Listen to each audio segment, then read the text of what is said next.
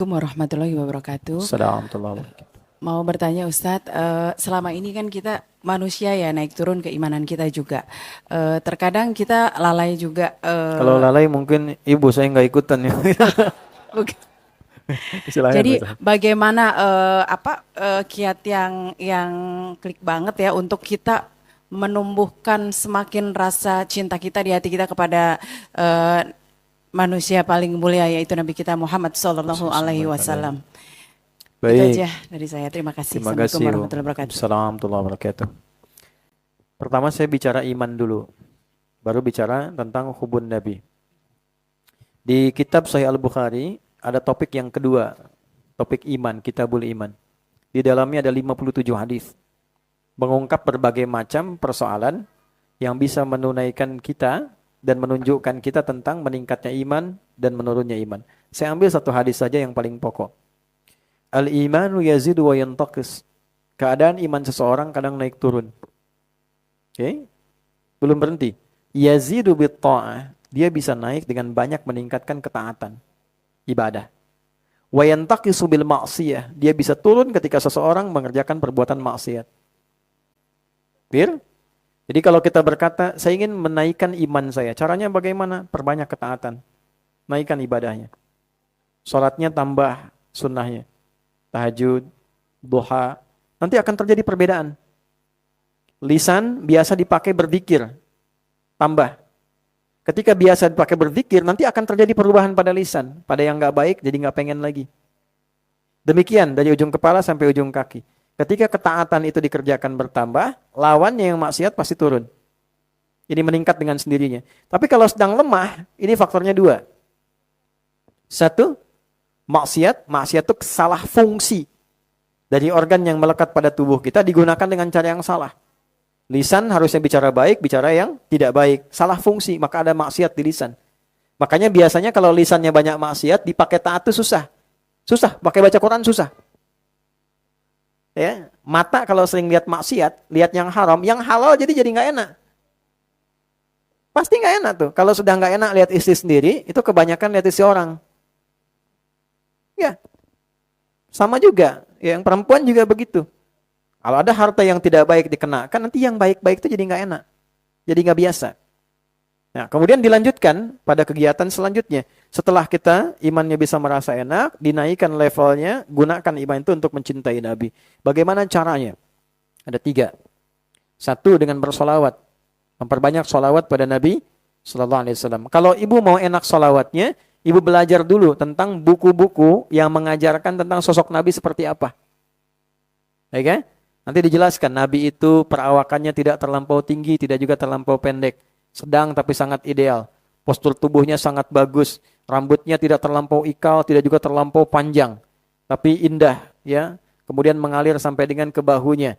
Matanya begitu indah ketika dipandang, gitu kan. Kemudian alisnya begitu tajam. Jadi indah. Jadi kebayang gambaran kita itu tentang itu, sehingga ketika bersolawat kita menikmati itu. Orang yang bersolawat pada Nabi dengan merasakan bagian pelajaran pada Nabi, itu nanti diberikan anugerah oleh Allah, kadang bisa berjumpa dengan Rasulullah SAW dalam mimpinya. Kedua, memaksimalkan sunnah-sunnah Nabi dalam kehidupan. Nabi minta apa aja, kita kerjakan dengan dasar cinta kita pada Nabi. Ya, bisa dipahami? Jangan digambarkan dengan sholat saja. Nabi minta pada kita berbicara yang baik. Man kana yu'minu billahi wal yaumil akhir falyakul khairan aw liyasmut. Siapa yang beriman pada Allah dan merasa akan dihisab di hari kiamat, jaga lisannya, katakan yang baik. Saya ingin berkata yang baik itu karena cinta saya pada Nabi. Saya melihat yang baik itu karena cinta saya pada Nabi. Begitu sunnah itu kita kerjakan karena kecintaan pada Nabi, itu amalan tingkat tinggi yang langsung mendatangkan ampunan Allah. Itu ada di Quran, surah ke-3 Ali Imran di ayat 31. Qul in kuntum tuhibbunallaha fattabi'uni yuhibbukumullah wa yaghfir lakum dzunubakum. Katakan Muhammad, jika kalian mencintai aku, kata Allah, maka buktikan dengan cara mengikuti sunnah Nabimu, dan aku akan gugurkan seluruh dosa-dosa yang kau kerjakan dalam kehidupan. Yang ketiga, bersedekah karena cintanya pada Nabi. Itu berpeluang menggugurkan dosa. Bahkan, ini agak tajam kalimatnya ya, bahkan ada yang masuk neraka, diringankan siksanya di neraka, Tapi maaf ya, jangan disimpulkan keliru. Seringan-ringannya tetap neraka gitu ya. Diringankan siksanya di neraka itu karena pernah bersedekah atas nama Nabi, kecintaannya pada Nabi. Siapa dia? Abu Lahab. Saat Nabi lahir di hari Senin, ya kan? Lahir Nabi, saking senangnya dia sedekah dengan bebaskan budaknya, Suwaibah. Dibebaskan oleh beliau karena senangnya keponakannya lahir sebelum diangkat jadi Nabi itu. Dan membebaskan budak itu urutan nomor 1 paling mahal.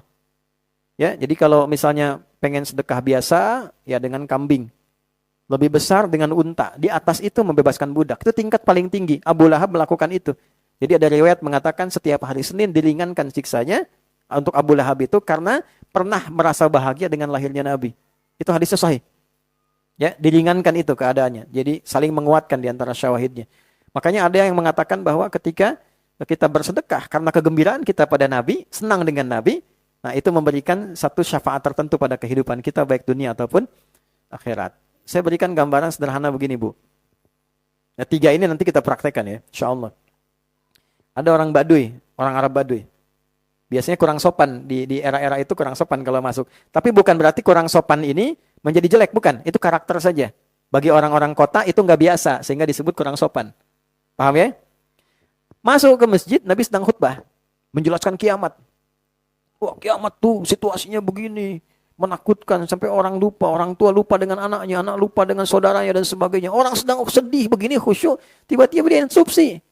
Dia interupsi nanya, "Ya Rasulullah, dari tadi Anda bahas kiamat, tapi nggak menjelaskan kapan tanggalnya," katanya. Tapi Anda nggak menjelaskan kapan tanggalnya. Waktunya kapan gitu ya. Pinter nggak tuh? Pinter ya? Nabi engkau bahas kiamat dari tadi, tapi nggak jelaskan waktunya kapan. Kan? Tapi kan Nabi dibimbing punya sifat fatonah. Ya ada teori itu dalam manajemen itu fast namanya. The fast. F-nya fatonah, A-nya amanah, S-nya siddiq, T-nya tablik. The fast gitu kan. So kembali ke awal tadi, Nabi jawab, jangan bicara waktu dulu. Kalau itu tiba, persiapan kamu apa katanya. Ya. Oh saya sih sholat biasa-biasa aja Nabi. Ya. Puasa juga biasa-biasa aja. Tapi saya punya modal, saya cinta Anda. Saya cinta Anda katanya. Itu sahabat yang tadinya marah, dalam riwayat itu viral, yang tadinya marah karena diinterupsi lagi. Anda bayangkan tadi khutbah Jumat diinterupsi, sahabat kan marah semua itu, ya kan nggak enak tuh liatnya ini orang kok motong Nabi, nanya kan mengkel. Tapi ketika mengatakan bekal saya cinta pada Anda, apa kata Nabi? Al mar'u ma'aman ahbabta. Seorang itu di hari kiamat akan bersama yang dicintainya. Dari kalimat itu yang tadinya marah, semua sahabat senang pada orang tadi. Karena mendapatkan satu hadis yang sangat mahal. Ternyata cinta pada Nabi itu bisa menjadikan kita bisa bersama Nabi di akhirat. Itulah yang dipedomani oleh para sahabat. Jadi mereka karena saking tahunya Nabi, nggak ingin pisah. Dan hal terberat dalam hidup itu bukan kehilangan ayah ibu, Bu. Kehilangan suami biasa, Bu. Tapi ketika Nabi meninggal, semua merasa berat. Level Abu Bakar tuh sampai kalau ada yang bilang Nabi meninggal, saya penggal kepalanya ini. Saking merasa berat itu. Bayangkan kita yang belum pernah ketemu ya. Gitu. Maka Nabi mengatakan ada yang orang akan bersamai saya. Kalau cinta dengan saya, cinta dengan siapapun akan bersama di akhiratnya. Maka apa yang terjadi? Dari sejak saat itu mereka beramal untuk mencintai Nabi. Tapi yang paling ajaib apa? Istimewanya. Tiba-tiba Nabi bilang, "Ashtaqu bi ikhwani." Yang saya rindukan tuh saudara-saudara saya. Sahabat berkata, "Alasna ikhwanak, bukankah kami saudaramu ya Rasulullah?" Bukan, kata Nabi. "Bal antum ashabi, kalian sahabat saya." Ikhwani, saudara-saudara saya itu, humul ladina yu'minuna bi walam yarawni. Mereka itu yang enggak pernah lihat saya. Cuma iman sama saya gitu. Mau percaya.